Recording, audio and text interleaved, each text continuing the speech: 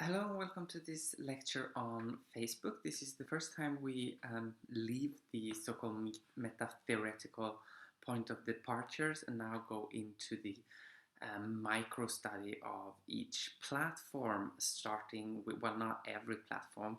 We're going to study some platforms on the basis of Van Dijk's and Fuchs' book, starting with the biggest social media platform we have in here in the West, and that is Facebook.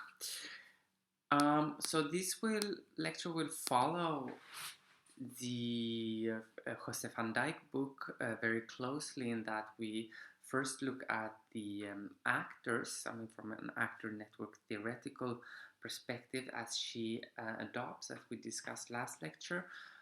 So we look at the actors, human and non-human actors, which according to this theory have agency. Look at the technology, users and content, and how they interact in so-called networks. Then we go to the political economic perspective that both Van Dijk and especially Fuchs advocates. I'm looking at the ownership, which is pretty straightforward here in the Facebook case. Governance, which is not so straightforward to see how the terms of service, agreements, etc., as well as the business models. A specific concern is directed to Facebook and privacy, following Christian Fuchs chapters, and then some short conclusions. So there you have today's lecture.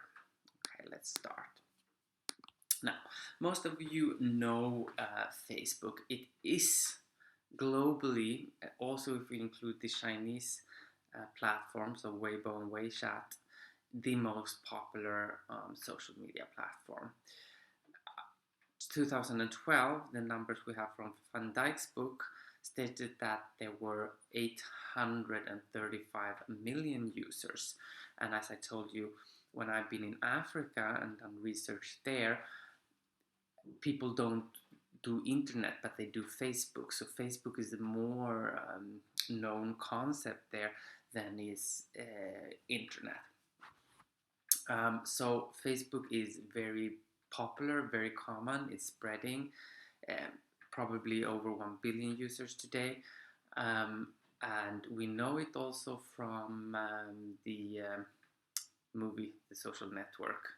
You might have seen it. I think it was, I don't know which year, I should not guess. But it is central to organize our social life, or for the users who are connected, which is about 1/6 of the population of the globe. Is central in how we organize our life and get connected, as well as stay connected. As you might know, especially if you've seen the movie, it started in 2004 by Mark Zuckerberg, and from the beginning it was a Harvard only platform, for Harvard students only platform, and it competed with MySpace and Friendster that were big at that time, and then in 2012 it made its NASDAQ debut into the stock market exchange in New York. I mean, here you have a kind of a timeline of major social networks. I mean, this is from Nicole Ellison and Dana Boyd's. They call it social network sites, going back actually to a UK site from 97, 6 degrees. But here you can see Facebook starts in 2004 and expands, and basically it goes global in 2007. I remember this very clearly because I've just got a MySpace account, and then I realized, well, all my friends were leaving MySpace, and I was like, oh my god, now I have to get a Facebook account, because that's where all my friends were. So this is a little bit about the history of Facebook. Now, going to the course literature here, Van Dijk argues that values of openness and connectedness are of prime importance for Facebook, and this is reflected by the word sharing. And sharing is something that Facebook themselves underline and use to a extensive degree. However, this sharing is put together, is put against privacy. Sharing and us sharing our lives on Facebook does infringe on our privacy. We talked about peer surveillance in previous lecture, how we can surveil each other. We can check up our boyfriends and girlfriends and whatnot. Children, for example, perhaps your mothers are checking you out now, what you're doing in Sweden. But it also leads to context collapses, as we also have discussed. I gave you the example of the Swedish middle-aged man who worked in the kindergarten, parading his profile in a hat where it said porn star. So there is these concerns about privacy. However, I mean, if we follow the chapters here from Van Dijk and Fuchs, it's clear that privacy is not winning this battle. Sharing is, to the extent that perhaps, and this is something we might want to discuss either in the literature seminar or in class, that privacy is losing its meaning, especially for you, or most of you who are young, who don't perhaps have the same feelings about privacy and place as much importance to this privacy integrity that perhaps older generations did. Van Dijk outlines here in her chapter that when it comes to the users' complaints about Facebook, it to a very large extent concerns privacy. Now, Van Dijk argues that Facebook's ideology is sharing, the ideology is sharing, and sharing here involves both social as well as economic norms, cultural as well as legal values, in the sense that, I mean, economically, because the business models, as we will see, is dependent on us sharing information. Social, because our identity, our status, our social capital negotiation is dependent on us sharing and getting likes for those sharings, as well as how we organize our lives. I mean, the cultural matters, and then we have legal aspects of copyright and ownership, and that also gets influenced by this or get changes because of this. But you have the page number there. You can go to page 46 of Van Dijk and read more about it. Interesting here, while Van Dijk describes Facebook ideology in terms of an ideology of sharing, Christian Fuchs labels it as an ideology of liking, of likes. Now, I think this whole concept of sharing is very interesting, and perhaps a bit, I think it's perhaps the wrong concept. I have been arguing in several articles that what's going on is not sharing, it is updating. And furthermore, sharing for me, or spreading as Jenkins would have it, for me that connotes a typical broadcast media characteristics. I mean, sharing is that broadcasting, as I told you in the lecture, the first lecture it comes from the agricultural metaphor of casting out your seeds. I mean, the farmer who casts out seeds on the farmland in the hope that some of these seeds will grow. So you cast broadly and hope that some will grow.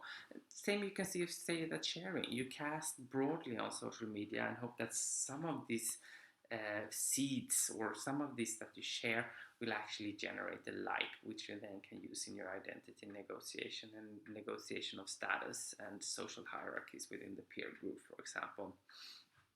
So So sharing for me, yeah, okay, but what's really going on, I think, is updating, practices of updating, and this is also pushed for. I mean, as you see when you go onto your Facebook profile, this is my Facebook profile here, you have this question here: what are you doing right now? I mean, there is this push to update yourself, what you're doing, update your network about what you're doing, as well as be updated about others. It's a double sense of the term updating. I think um, it's more connected also to these ideas of the network and the importance of the network for our identity negotiation. I think updating is a more accurate description of what's going on than sharing. For sharing, for me, is just okay. You cast broadly and hope that something will grow. I think update is more, because update also means that you update on certain issues, yeah, not everything. Uh, anyway, we will not get stuck in my own concerns here. If this is something you want to discuss in class or in the literature seminar, feel free to do that. But sharing is something that is pushed for, at least from the Facebook side here. That's something that is very important and that we should do. Now, so if we go in then to the actor side here of the actor network part of Van Dijk's model here that we're using, starting with technology as the first actor. What can we say about the technology as an actor in the Facebook platform?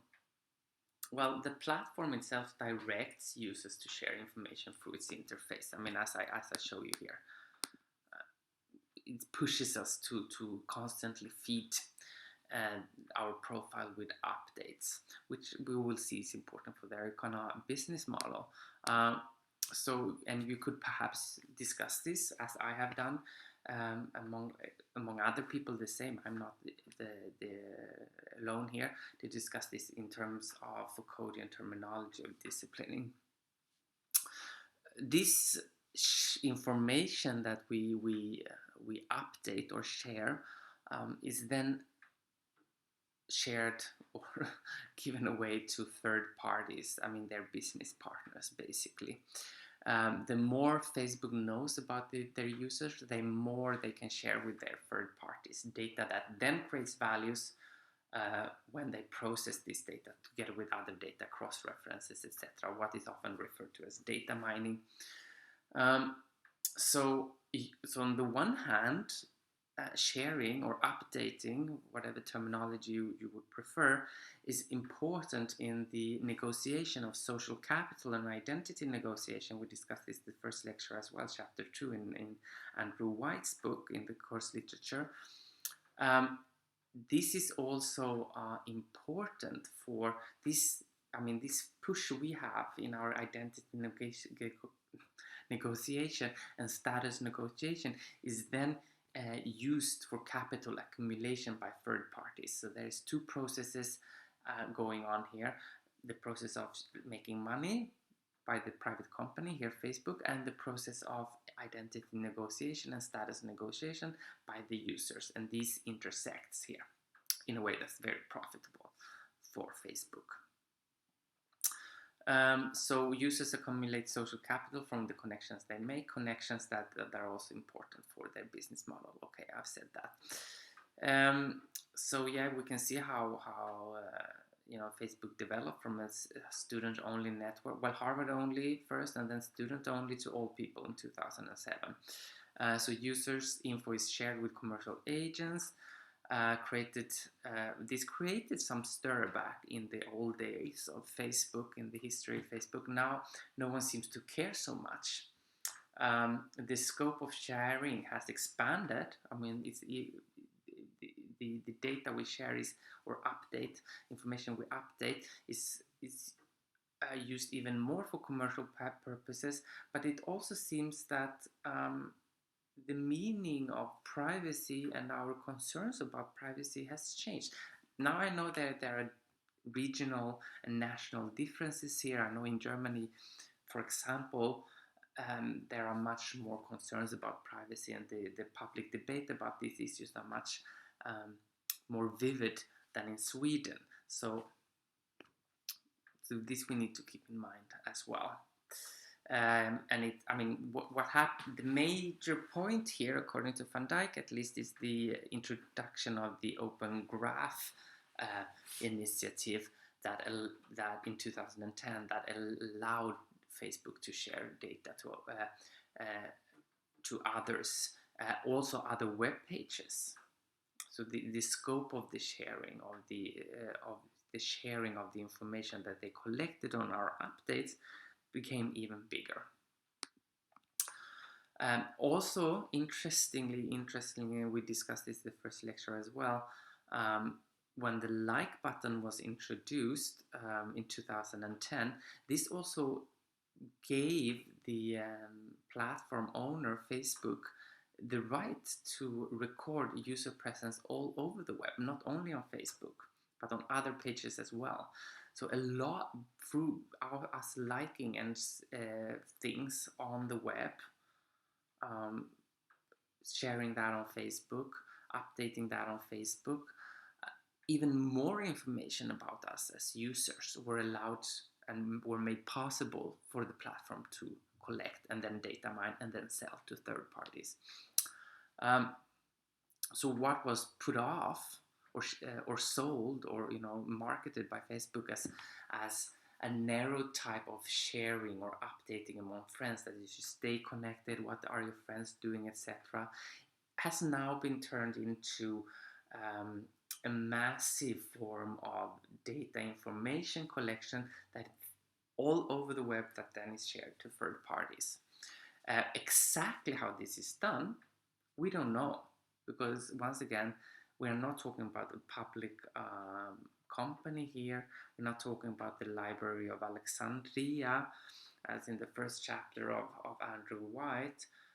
We are talking about a private company, and hence there is no transparency here for us to see exactly what's happening to our data here. The only thing we know is that the information we update is not owned by us. Facebook can pretty much do whatever they want with it. Okay, so this is one of the actors in the actor network here that Van Dijk is outlining. The other actor is, of course, the users ourselves. So how do we interact here with the technology? How do users appropriate Facebook technology? How do they react to it? Well, once we become members of Facebook, the social push to stay connected is huge. Or the discipline. Once again, I'm very fond of Foucauldian technology to describe Foucauldian vocabulary to describe this. And Facebook, Van Dijk describes this very eloquently, I believe, and very interestingly, when she describes how the social push to stay there and what happens if you try to opt out. Pictures of friends stating that they will miss you if you quit Facebook, etc. And these are, of course, sent by default by the algorithm. The users themselves are the center of the communication in this extensive network of collected friends. We talked a little bit about this during the first lecture in the terminology through the term of networked individualism. Yes, you can argue that this is narcissism, this is mass self-communication, this is just egocentric communication. Yeah, but we need to keep in mind that this will not be possible. The self will not be possible if it's not in the center of a network, if it's not is applauded by a network, if it's not shared by a network, or if we're not liked by our network. So yes, the self is at center, or perhaps the communication node, but that doesn't mean that others are unimportant. The network is still unimportant. And since this is the prime mode for many of us when we organize our lives, it also becomes a pivotal platform for our identity construction. To negotiate and construct our identity, to who we are, who we want to be, through connecting with others, through sharing information, as well as to see how we are talked about at others. The more popular we get, the better. I mean, in terms of connections, buzz, and likes, etc. I mean, the popularity principle that Van Dyck talks about is very important here. And Facebook here offers a stage, a front stage, if you so wish, to use Kaufman terminology, for crafting the self-image and for popularizing this image beyond intimate circles, beyond your closest friends. So popularity and disclosure, or popularity and updating, are two sides of the same coin here. That you need to update to become popular, and popular is important in your self-negotiation. And this is something that is perhaps good. I mean, in this course here, we are studying this critically, but we should also keep in mind that, and it can be sometimes, we can get the impression that all these platforms are just bad and evil, but at the same time we do use them and for a purpose, and perhaps this is something good, and that's something that we are willing to sacrifice a little bit of our privacy for, and we are perhaps willing to accept some targeted advertising in the exchange of having this platform that makes it easier to organize our life and also to explore who we are. Yeah, a friend versus friendster is I mean, the meaning of friend also becomes different. I mean, one of the early, I mean, if we go back to the graph here, one of the early platform here, social network or social media platform, was Friendster, and then around that people started to talk about friends in a different manner, like, he's not my friend, he's my friendster. And I think you can say the same about your Facebook connection, that you're perhaps not, I don't know if you consider yourself friends with all your connections on Facebook, but you are connected in a way. So ethnographic research into Facebook users or into social media users see that there is also this shift between connections. We need many connections, but perhaps we don't consider them all as friends. They could be Facebook friends or friendsters. Content and cultural forms. This is can also be considered an actor according to actor network theory and Van Dyck here. So what can we say about this here? What Van Dyck forwards and puts on there as very important is the timeline introduction, that Facebook went from being a kind of a database of users for users to a timeline, into kind of an organized biography, a narrative. Connectivity became integrated with the principle of the narrative. It becomes more a platform in which we created our biography, the story, the narrative of ourselves. But important to understand here is that this introduction of the timeline function on Facebook also came with an even bigger breach of privacy, in the sense that all data shared for friends only, that you could, I don't know if you remember this, but someone as old as me remembered that you had this possibility to share data for friends only. I mean, you still do, but everything that is on the timeline is shared for everyone. So this giving Facebook even more information to use for third parties when they accumulate capital in their business model. And it also, the timeline also streamlined user data into a fashion that it became easier to process for third party sharing. So this of course was sold as something that was very good for the users, making it possible for them to share, making it more interesting to see your narrative, but it also meant, it was also a commercial incentive for introducing this timeline. And it also made it possible with something that's called page insight page inside data marketers, which acts that makes also Facebook possible for Facebook to access real-time analytics that will then be used to exploit the user in the sense of selling their updates, their information that are updated or shared to third parties.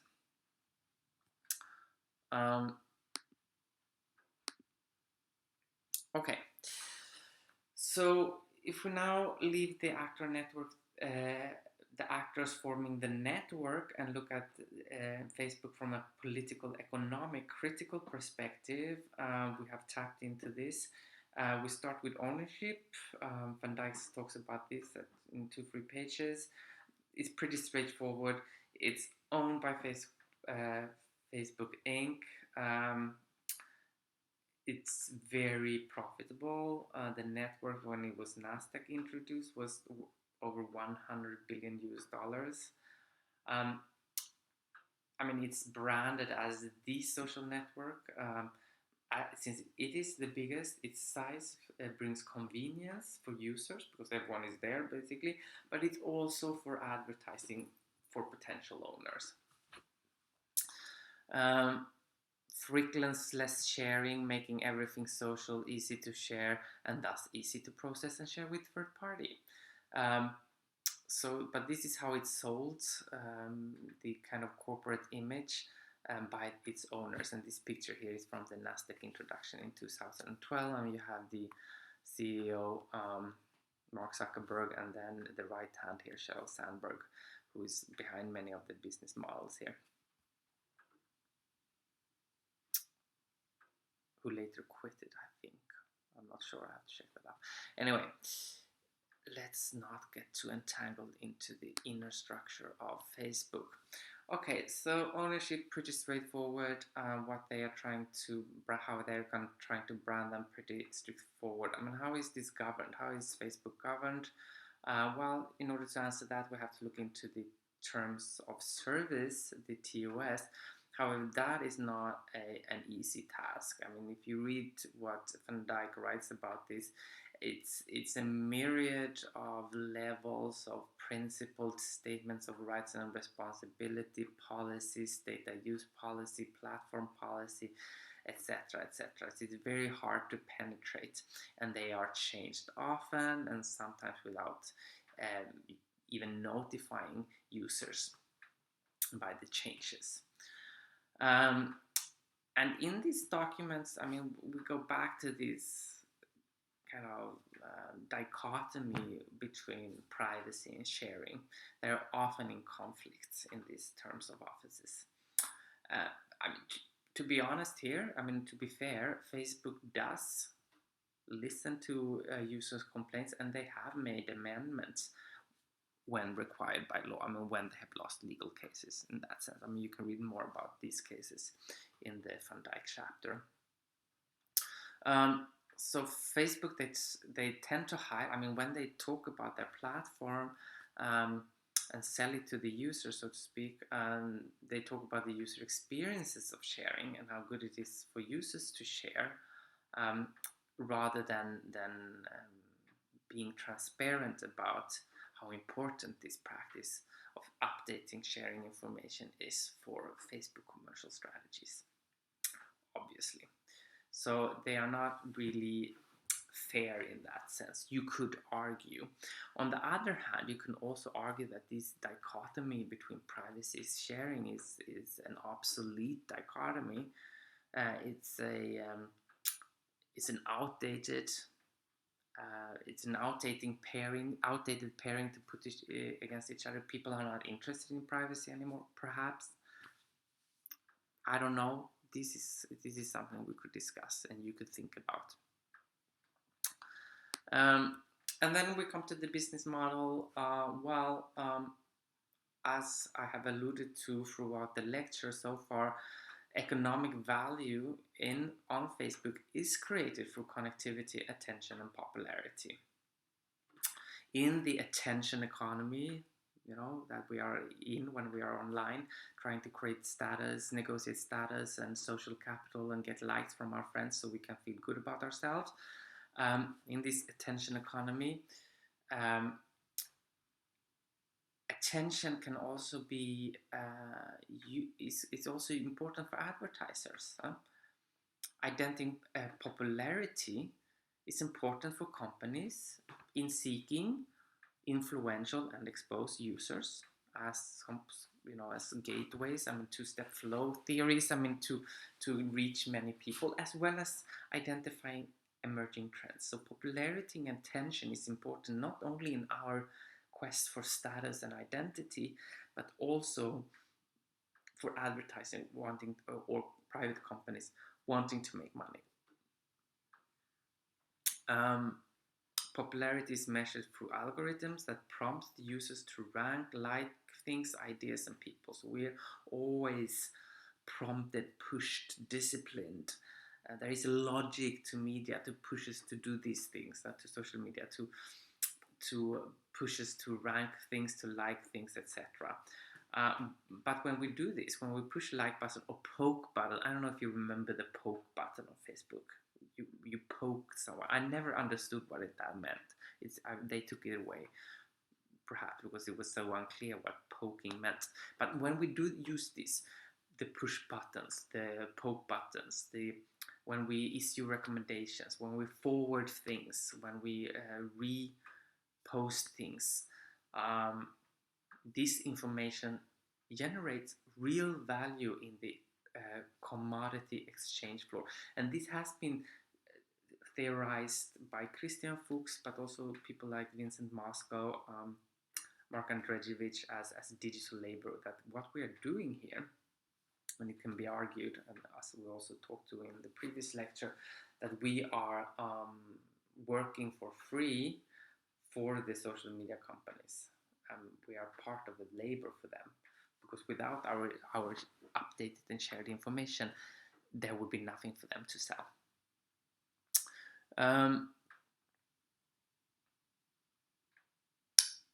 Yes, if you want to, we mentioned this during the first lecture, if you want to go look into the story why the dislike button was not introduced, you can go and read about this. It's both mentioned by Fuchs and Van Dijk. But you can only like. There was a serious discussion about introducing the dislike button, but it was not because of the business model here. People are not, they want to create an affirmative, positive atmosphere, but also advertisers are not interested in dislikes. They are more interested in the likes, so to speak. Facebook opened up users' data to extract value from it, which is at odds with privacy, but perhaps privacy is not something we should be bothered about any longer. It's a concept of the past. I don't know, you tell me. But this they have done for a long time.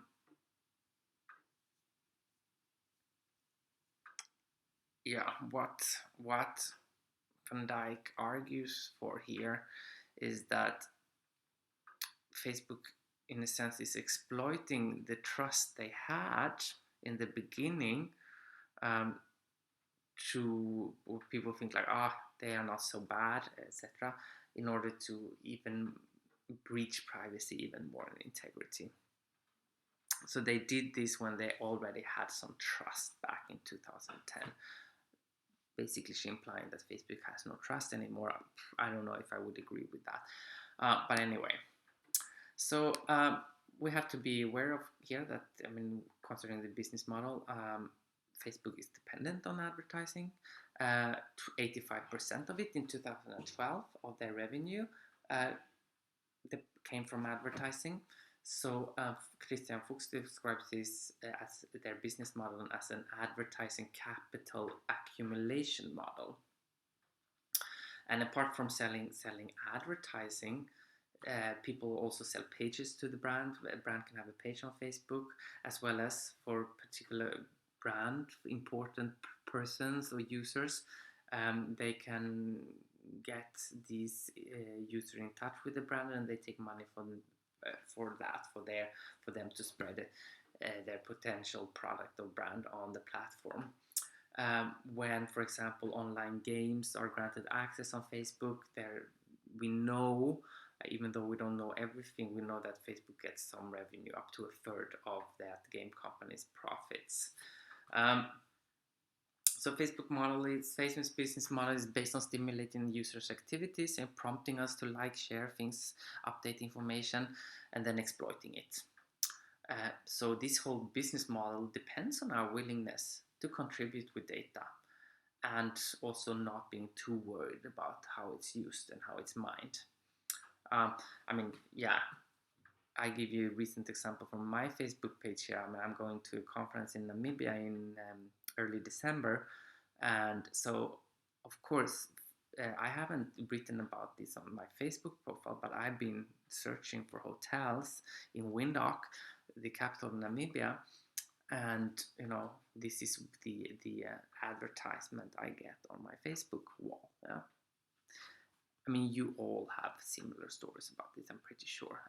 It's not like back in 2010 when I was interviewed in the radio and someone was completely shocked that, oh, why are there targeted advertising? How do they know that I'm pregnant? Well, we all understand how this works now.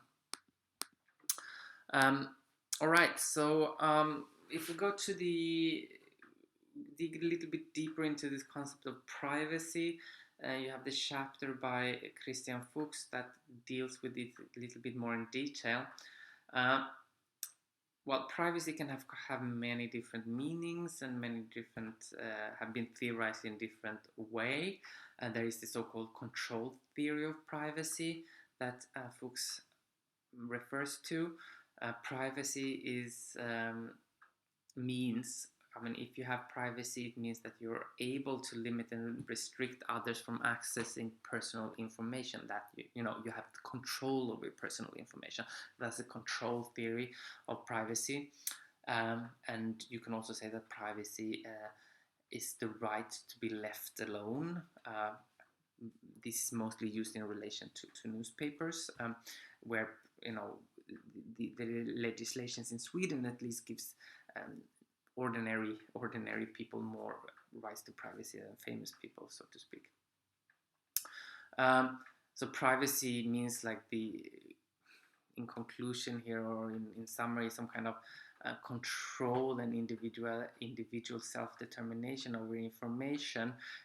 So the centrality of the individual, that the individual should be in control of the information. This is also makes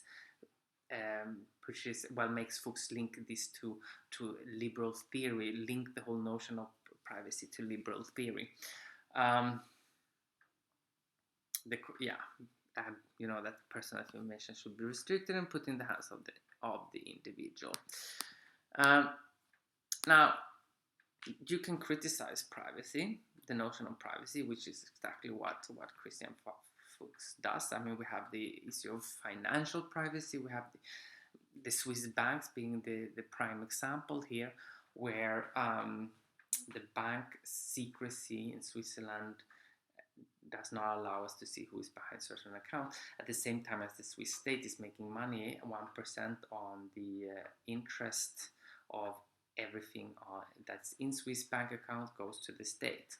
And we know, for example, that there is a lot of Jewish money, Jewish Holocaust money in Swiss banks that will never be claimed, and no one knows this because there's a bank secrecy. No one knows it behind the account, so they will stay there and accumulate money for the Swiss state in infinity, basically. So yeah, okay, we shall not rant about the Swiss bank system, but you can criticize privacy here, this type of financial privacy. You can also criticize privacy, as Christian Fuchs does, and this is perhaps more substantial to Facebook here, that privacy protects the rich, the companies, but then you have surveillance, as we talked about last lecture, that exploits the consumer, the user. So as well as economic privacy protects the rich here, economic surveillance means that the threat to privacy on social media by companies capitalizing on user information. So privacy is enforced by the companies, but who at the same time want to surveil us online to make money on us. So, socialist as he is, Christian Fuchs argues that capitalism protects privacy for the rich, but legitimizes it for the consumers, users, and citizens. So there is some kind of antagonism between privacy ideals and surveillance, and this dialectic here, this antagonism is constitutive of capitalism, he argues. And then he goes on and criticizing liberal theory, and surprise, surprise, he forwards a socialist notion of privacy. But as I've been alluding to a lot here, I mean, perhaps, privacy is a lost notion. I mean, I should not push you too much what you should discuss or what you want to discuss. It's just that I think this would be really interesting to discuss, but you decide what you want to discuss. He also ask whether there is a privacy fetishism today. Is there a focus in the individual? Is there a focus on the individual victim rather than social context? Is there a privacy fetishism today? I don't know. What do you think? Well, he goes on to argue that Facebook and privacy here, that most online time is advertising time. Facebook surveil all user behavior and data. Facebook aggregate this data and other data users share or update on other sites. And based on this data, Facebook identifies consumer trends and sell this data to advertisers. Unclear exactly how, but basically this is how it works. So this is a breach of privacy when it comes to the user, at the same time as privacy is protected for the companies here, or the privacy of Facebook, who doesn't have to reveal their business model. So this relation between public and private, labor and play collapse. This relation between public and private and labor and play, this collapse, this dichotomy, the difference between labor and play, that we are entertaining ourselves, playing, negotiating an identity, as well as we're part of the digital labor, accumulating money for Facebook when we update information, that we are both private and public when we update and share information on Facebook. Like these dichotomies collapse. This collapse is what is exploited by Facebook to make profit.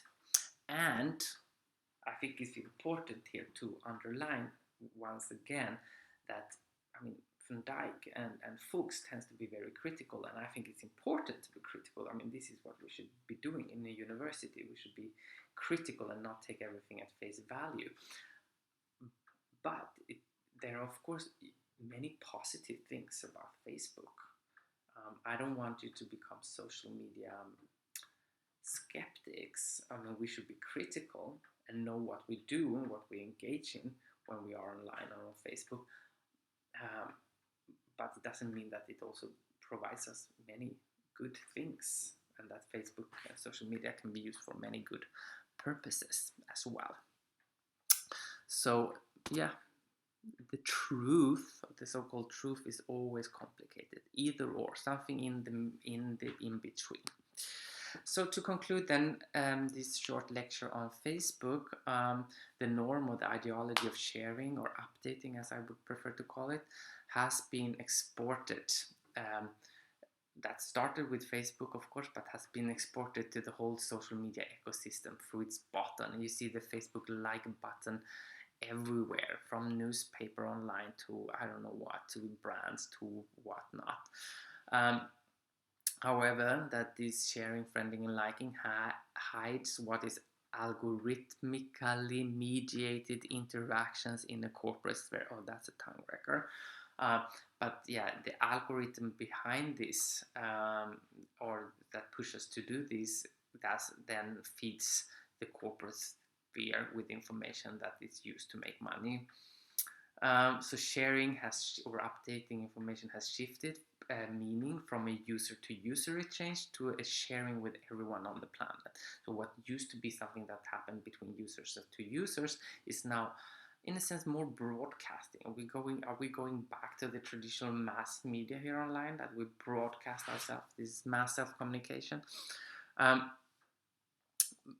through our network? And Facebook here wants to be, of course, be a gateway to all social content, a toll road to all data infrastructure that facilitates all form of online commercialized sociality. Yes, if that would be the case, if Facebook will succeed with this,